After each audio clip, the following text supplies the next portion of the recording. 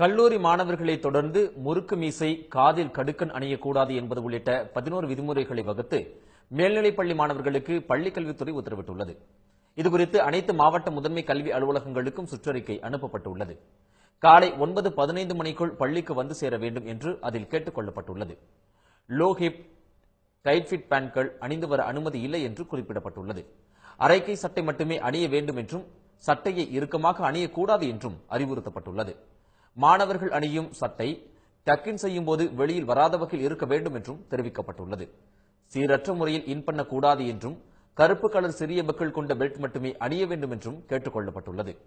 கை கால்களில் நகங்களையும் தலைமுடி சரியான முறையிலும் வெட்டப்பட வேண்டும் என்றும் அறிவுறுத்தப்பட்டுள்ளது. மேல் உதட்டை தாண்டாதவாறு மீசை இருப்பது அவசியம். முறுக்கு மீசை வைத்திருந்தால் கடும் நடவடிக்கை பாயும்.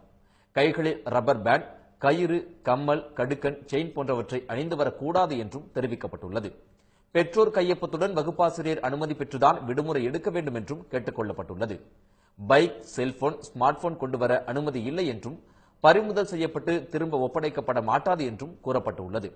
பிறந்த நாள் என்றாலும் மாணவர்கள் சீருடையில்தான் பள்ளிக்கு வர வேண்டும் என்றும் பள்ளிக்கல்வித்துறை உத்தரவிட்டுள்ளது.